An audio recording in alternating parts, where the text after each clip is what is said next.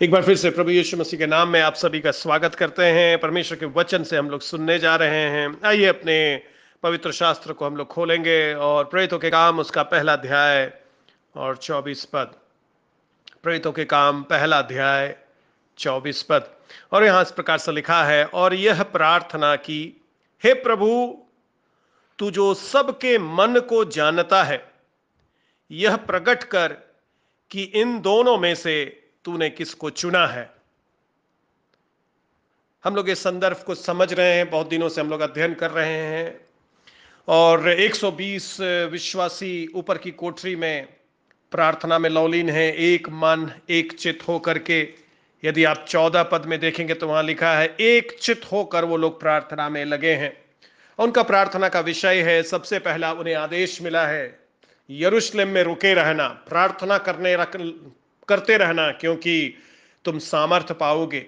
और इस प्रार्थना सभा का जो प्रमुख उद्देश्य था वो था पवित्र आत्मा का इंतजार करना। चेलों को मालूम नहीं था, इन 120 लोगों को मालूम नहीं था पवित्र आत्मा कैसे उतरता है, पवित्र आत्मा उतरेगा तो क्या क्या होगा, पवित्र आत्मा से भरना क्यों आवश्यक है। पर इन चेलों को एक आदेश यीशु मसीह ने दिया था, तुम यरूशलेम में रुके रहना, जब तक पवित्र आत्मा का सामर्थ तुम नहीं पाएगा, तुम यरूशलेम को छोड़ना मत। और ये सारे 120 लोग वहां ऊपर की कोठरी में जमा होकर प्रार्थना कर रहे हैं। हम लोग सबको मालूम है ये 10 दिन का अंतराल है।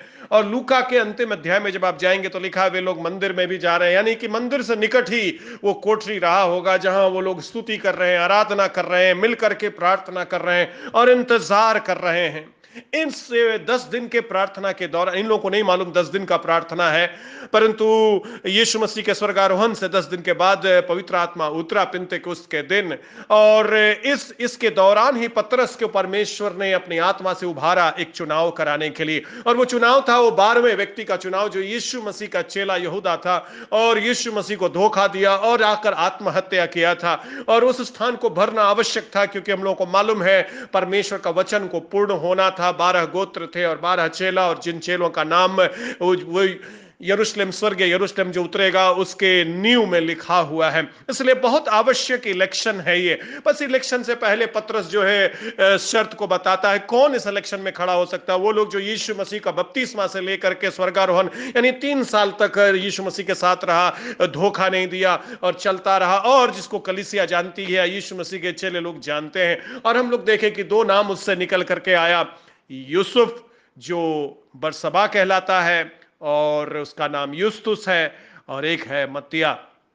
आज हम लोग देख रहे हैं अब इलेक्शन से पहले एक बहुत महत्वपूर्ण कार्य चेले लोग करने जा रहे हैं, और ये क्या है? प्रार्थना की। किसने प्रार्थना की? यदि आप ध्यान देंगे उस पद पर लिखा है, और यह प्रार्थना की। अगर यह प्रश्न पूछा जाए यह प्रार्थना कौन कर रहा है? क्या यह प्रार्थना पतरस कर रहा है क्योंकि वो अगुवाई कर रहा है? यह प्रार्थना चेले लोग कर रहे हैं, या यह प्रार्थना लोग कर रहे हैं? इस प्रश्न का उत्तर आपको 23 पद देगा। उन्होंने 2 को खड़ा किया, यानी कि उन्होंने यह प्रार्थना की। 24 में जब आप आएंगे उसी सेंटेंस का वो को आगे बढ़ाता और लिखा ये प्रार्थना की, यानी पतरस उनको बोला होगा अभी प्रार्थना करने का समय है। कहां से सीखा है पतरस महत्वपूर्ण कार्य पहले करने से पहले प्रार्थना करना? ये लोग प्रार्थना कर ही रहे थे। ये लोग चुनाव के लिए प्रार्थना करने नहीं बैठे थे, ये लोग बैठे थे पवित्र आत्मा का इंतजार में और परमेश्वर के सामने अपने आप को नम्र और दीन कर रहे थे परमेश्वर की आत्मा से भरने के लिए, क्योंकि यीशु मसीह इनको बोला था। चुनाव के लिए प्रार्थना ये लोग नहीं कर रहे थे। पर जब ये बात परमेश्वर की आत्मा ने पतरस के अंदर डाला तो पतरस ने उनको खड़ा होकर बोला, अभी हम लोग प्रार्थना करने जा रहे हैं, और अभी प्रार्थना का विषय बदलने जा रहा है। अभी हम लोग पवित्र आत्मा पाने का प्रार्थना नहीं करेंगे, अभी हम लोग चुनाव के लिए प्रार्थना करेंगे। तो जो सबसे पहली बात मैं आपको बताना चाहता हूं, चेले लोगों ने यीशु मसीह को देखा था, हर महत्वपूर्ण कार्य करने से पहले यीशु मसीह प्रार्थना करता था। चेलों को चुनने से पहले यीशु मसीह ने प्रार्थना किया। चंगाई, जब यीशु मसीह 5000 लोगों को खाना खिलाया, यीशु मसीह ने परमेश्वर को धन्यवाद दिया। और पतरस को मालूम था ये बहुत महत्वपूर्ण कार्य है जो परमेश्वर का योजना में है, इसको बिना प्रार्थना किए नहीं कर सकते। और यहां पर एक फोकस्ड प्रार्थना है, इधर उधर की बात नहीं। इन्होंने बहुत ही स्पष्ट केंद्रित प्रार्थना किया, और यह प्रार्थना यह था, हे प्रभु, तू सबके मन को जानता है और यह प्रकट कर दे कि इन दोनों में से तूने किसको चुना है। इन दोनों में से कौन चुना? यहां दो कैंडिडेट है। कुछ लोग मत्तिया को चाहते हैं, कुछ लोग यूसुफ को चाहते हैं, पर प्रभु अब यह मामला आपके हाथ में देते हैं, क्योंकि हम लोगों को मालूम है आप जानते हैं इन दोनों में से कौन सर्वश्रेष्ठ है, या कौन कौन इस जगह के लिए उपयुक्त है। इस प्रार्थना में दो बातें हैं मेरे प्रियो। पहली चीज है, सबसे पहले परमेश्वर का धन्यवाद कर रहे हैं। यीशु मसीह ने अपने चेलों को प्रार्थना करना सिखाया और कहा इस प्रकार से प्रार्थना करना, हे हमारे स्वर्गीय पिता, तू जो स्वर्ग में है, तेरा नाम पवित्र माना जाए। पहले परमेश्वर का स्तुति करना, मांगने से पहले परमेश्वर का बड़ाई करना, परमेश्वर का महिमा का बखान करना, कहना परमेश्वर आप सर्वशक्तिमान हैं, कहना परमेश्वर आप अद्भुत हैं। जब हम लोग प्रार्थना करने के लिए जमा होते हैं, सबसे पहले चीज हम लोगों को जानना, हमारा प्रार्थना मांगने से शुरू नहीं होता है। हाँ, परमेश्वर का वचन में लिखा है मांगो तो तुम्हें दिया जाएगा। परमेश्वर के वचन में लिखा है बुद्धि मांगेगा तो बुद्धि मिलेगा। परमेश्वर के वचन में लिखा है जो तू बोलेगा होगा। परंतु जब हम प्रभु के पास आते, सबसे पहला कार्य जो प्रभु हम लोगों को चाहता है वो ये, परमेश्वर की स्तुति हम करें, परमेश्वर की हम बड़ाई करें, परमेश्वर को हम लोग धन्यवाद दें। और यहां पर ये 120 लोग जो 3 साल प्रभु यीशु मसीह इन लोगों को सिखाया था, उसका इन्होंने यहां पर सटीक एग्जाम्पल दे दिया। ये लोग को मालूम हो गया प्रार्थना कैसे किया जाता है।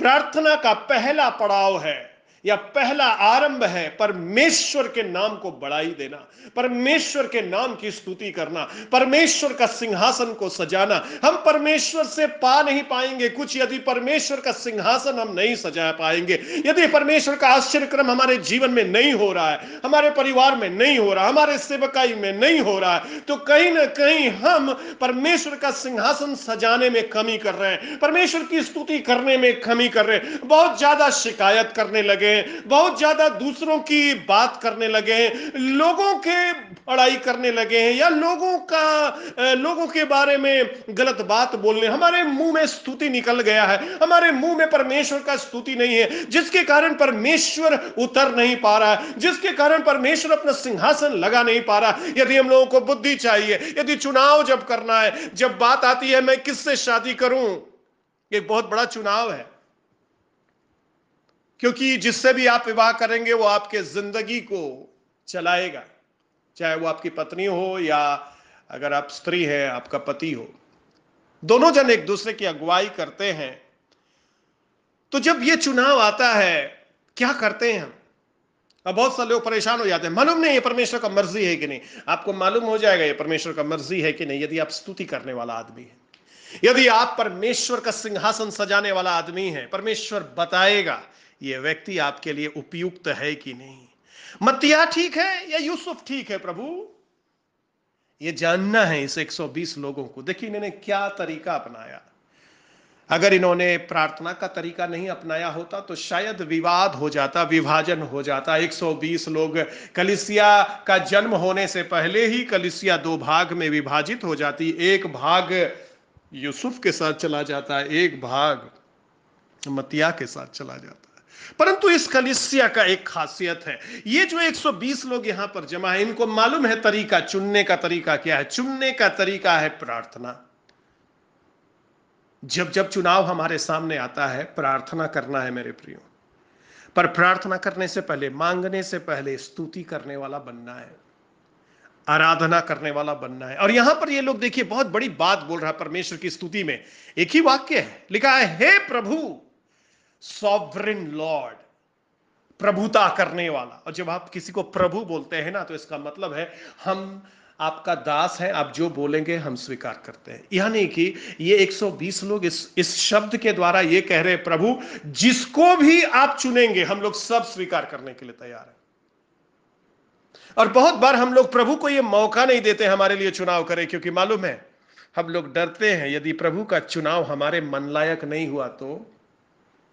क्योंकि हम लोग प्रभु को बहुत दफा अपने चुनाव को हां बोलने के लिए हम लोग कोशिश करते हैं, पर प्रभु हमारे चुनाव पर हां बोलने के लिए बैठा हुआ नहीं है।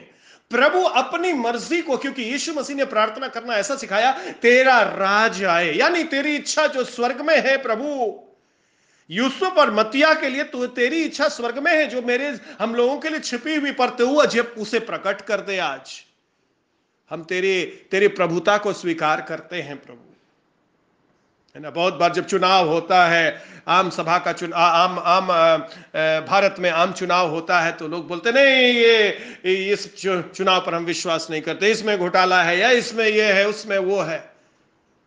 ये चुनाव परमेश्वर को दिया जा रहा है। परमेश्वर ये दो लोगों को तो हम लोगों सामने लाए हैं नॉमिनेट करके, पर इन दोनों में से आपको चुनना है। अब विवाद कुछ नहीं होगा, यदि यूसुफ चुना गया या मतिया चुना गया, दोनों में से जो भी चुना गया प्रभु हम लोग स्वीकार करेंगे, यह सोचकर कि आप प्रभु हैं और आपको इसे चुनना है। क्यों प्रभु के हाथ में डाल दिया ये लोग इस चुनाव को? उसका कारण यह था क्योंकि ये जो कार्य करना है ये प्रभु का कार्य है, ये किसी कलीसिया का कार्य नहीं है, 120 लोगों का कार्य नहीं है। 120 लोगों ने बैठ करके फाउंडिंग मेंबर नहीं है ये लोग। यीशु मसीह के सेवकाई का फाउंडर यीशु मसीह स्वयं है, लिखा वही आरंभ करने वाला वही अंत करने वाला है। तो यदि आप उसकी सेवा, उसकी कंपनी, उसका जो योजना है उसके लिए किसी को चुन रहे हैं, तो आप नहीं चुन सकते हैं, उसी को चुनना है, ये उसका काम है। इसलिए 120 विश्वासी इन दिनों में, प्रार्थना के दिनों में, इनको इतना तो बुद्धि आ गया, पवित्र आत्मा काम करने लगा इनके मनों में, एकता दिया है और ये बताया है प्रभु के हाथ में सौंपना है, क्योंकि ये कार्य प्रभु का है। इन दोनों में से प्रकट करिए प्रभु किसको आपने चुना है। जब हम प्रार्थना करते हैं, आज जो मैं आपके बीच में जो बात मैं छोड़ना चाहता हूं वो ये, जब हम प्रार्थना करने जाते हैं, स्तुति करिए पहले। जब आपके सामने जरूरत आता है, जब आपके सामने चुनाव आता है, जब आपको चुनना है मैं सेवा करूं या मैं दूसरे कामों में अपने जीवन को लगाऊं और वहां से सेवा करूं, तो प्रभु से प्रार्थना करिए, प्रभु निश्चय आपको बताएगा। क्यों? क्योंकि उसका मर्जी आपके लिए, आपके जन्म होने से पहले उसने आपके लिए योजना बनाई है। किसके संग आपका ब्याह होगा उसने योजना बनाई है, उस योजना को रिवील होना बाकी है। यदि आपने विवाह नहीं किया है तो कैसे जानेंगे? वो तो रहस्यमय है, वो तो छिपा हुआ है, हमारे भविष्य में है। उसको जानने के लिए हम प्रार्थना करते हैं और प्रभु को बोलते हैं प्रभु प्रकट कर दीजिए। और हम आपको प्रभु मानेंगे जिससे आप बोलेंगे, जिस भी चुनाव के लिए आप कहेंगे प्रभु हम आपके चुनाव में हां करेंगे। चाहे वो यूसुफ हो तो भी हम खुशी होंगे, चाहे वो मत्तिया हो तब भी हम खुशी होंगे। बहुत बार जब आप लोगों को चुनाव करते देखते हैं, आप लोगों को मालूम है ये गलत चुनाव है, उसको भी मालूम है जिसने ये चुनाव किया है, क्योंकि हमारा चुनाव कभी कभी किसी को कुछ दिखाने के लिए, किसी को कुछ साबित करने के लिए, परंतु परमेश्वर का, यदि हम लोग परमेश्वर के लोग हैं तो हम लोग किसी को कुछ साबित करने के लिए चुनाव नहीं करते हैं। हम परमेश्वर की इच्छा को अपने जीवन में सर्वोपरि रखना चाहते हैं। हम चाहते हैं परमेश्वर की इच्छा मेरे जीवन से पूरी हो। ये 120 लोग परमेश्वर के सामने आकर के नम्रता से फोकस्ड प्रार्थना कर रहे हैं। प्रार्थना का जो पहला बात है, प्रभु आप महान हैं, आप प्रभु हैं, और इसीलिए आपसे चाहते हैं कि आप प्रकट करिए प्रभु, और हम तैयार हैं। जो आप बोलेंगे प्रभु वो हम करने के लिए तैयार हैं। हम और आपके जीवन में प्रभु ने आशीषों को पहले से बना करके रखा है, पर हम लोग उनसे वंचित रह जाएंगे यदि हम लोग अपनी इच्छा पर चलते रहेंगे। प्रतिदिन मेरे प्रियो अपने जीवन को प्रभु को सौंपना है और कहना है प्रभु आप मेरा प्रभु हैं, आप मेरा प्रभु हैं। आप मेरे जीवन के संबंध में जो भी बातें हैं प्रभु उसको प्रकट करिए। यीशु मसीह ने जब प्रार्थना करना सिखाया, उसने रोटी का बाद में बोला, हे हमारे स्वर्गीय पिता तू जो स्वर्ग में है, तेरा नाम पवित्र माना जाए, तेरा राज जाए, तेरी इच्छा जैसे स्वर्ग में पूरी है तो वैसे पृथ्वी पर भी हो। अभी रोटी का बात नहीं, रोटी बाद में। हम लोग कभी कभी रोटी को सबसे आगे रखते हैं, अपने जरूरत को हम सबसे आगे रखते हैं, अपने नौकरी को सबसे आगे रखते हैं और बोलते हैं प्रभु हमारा प्रार्थना नहीं सुन रहा। उसका कारण ये है, सबसे पहला कारण ये है क्योंकि हम लोग प्रार्थना का जो स्वरूप है उसको गड़बड़ा देते हैं। परमेश्वर हमारा नौकर नहीं है जो हम आदेश देंगे और परमेश्वर उसको करेगा। परमेश्वर हमको अभी खाना दीजिए, परमेश्वर हमको हमारा शादी करा दीजिए, परमेश्वर हमको नौकरी दीजिए। परमेश्वर को हम ऐसा ना समझे जो मेरा आदेश का पालन करने के लिए इंतजार कर रहा है। हम परमेश्वर का, हम प्रभु को प्रभु कहते हैं, हम उसका आदेश पालन करते हैं। तो जब हम अपनी जरूरत को लेकर के, हमको प्रार्थना करना है अपने जरूरत के लिए, बाइबल बताती है, पर प्रार्थना करने से पहले परमेश्वर को बोलना है, तेरा नाम पवित्र माना जाए, तेरी इच्छा मेरे जीवन में पूरी हो, तेरा नाम बढ़ाए पाए प्रभु, मेरे जीवन से तेरा नाम ऊंचा हो, मेरे जीवन से तेरी महिमा हो। और राजा दाऊद इसका एक जीता जागता गवाह, यीशु मसीह ऐसे ही प्रार्थना करना हमें सिखाया। और आज हम लोग देख रहे हैं ये चेले लोग, 120 लोग इसी तरह से प्रार्थना कर रहे हैं। आज हम लोग 2000 साल के बाद अलग अलग जगह पर हम लोग इस समय इस ऑडियो को सुन रहे हैं। इसी प्रकार से प्रार्थना करना है, परमेश्वर से यदि कुछ पाना है, परमेश्वर की स्तुति करना सीखना है, परमेश्वर को महिमा देना सीखना है, उसको प्रभु मानना सीखना है, उसको अपना मालिक मानना है, उसके वचन के अनुसार चलना है, परमेश्वर चमत्कार करेगा। यीशु मसीह बोल करके गया है, पहले उसके धर्म और राज्य की खोज करो। उसका धर्म और राज्य क्या है? यीशु मसीह ने प्रार्थना में सिखाया, तेरा राज्य आए, यानी तेरे राज्य को फैलाने के लिए जो कुछ हमको करना पड़ेगा हम करेंगे। हम ये प्रार्थना कर नहीं पाएंगे तेरा राज्य आए, यदि उस राज्य के लिए आप कुछ कर नहीं रहे, यदि आप उस राज्य के लिए दान नहीं दे रहे, यदि आप उस राज्य के लिए प्रार्थना नहीं कर रहे, तो ये प्रार्थना कैसे करेंगे प्रभु तेरा राज्य आए? प्रभु बोलेगा तू तो राज्य फैलाने के लिए कुछ नहीं कर रहा है, तू केवल अपने जरूरत को पूरा करना चाहता है, तू केवल यह जानना चाहता है यूसुफ मेरे लिए ठीक है या मत्तिया मेरे लिए ठीक है। नहीं होगा ये। पहले उसके राज और उसके धर्म का खोज करना, पहले उसकी महिमा करना, पहले उसकी बड़ाई करना है। और जब जितना हम लोग परमेश्वर की बड़ाई में आगे बढ़ेंगे, उतना परमेश्वर का चमत्कार हम लोग के जीवन में होगा। आइए प्रार्थना करेंगे। प्रभु हम प्रार्थना करते हैं, हम लोग को स्तुति करने वाला बनाइए, हम लोग को केवल मांगने वाला नहीं परंतु महिमा करने वाला, बड़ाई करने वाला, जय जयकार करने वाला बनाइए, ताकि हम सिंहासन को बनाने पाए अपने जीवन में, अपने घरों में, और चमत्कार हमारे जीवन में हो। अब जब चुनाव हमारे सामने आए तो हम लोग घबरा ना जाएं। हम लोग बोले प्रभु आपके हाथ में है, अपनी इच्छा प्रकट करिए, परंतु स्तुति का सिंहासन मैं रोज बनाता रहूंगा, ताकि चुनाव का समय हम इधर उधर ना भागें। प्रभु तेरा धन्यवाद करते, हर एक जीवन पर तेरा आशीष चाहते, हर घर में तेरा स्तुति का सिंहासन सज रहा है प्रभु। लोग तेरी स्तुति करना सीख रहे हैं, लोग तेरे वचन को सीख रहे हैं प्रभु, और हर एक को आप आशीष दीजिए, सामर्थ दीजिए, और तेरा चमत्कार हर एक के जीवन में होने पाए। इस कठिन समय में, इस अंधकार के समय में तेरा उजियाला प्रकट हो प्रभु। ओ तेरा धर्म का प्रकाश प्रकट हो प्रभु, और तेरी महिमा हर घर में भर जाए। यीशु मसीह के नाम में ऐसा ही हो।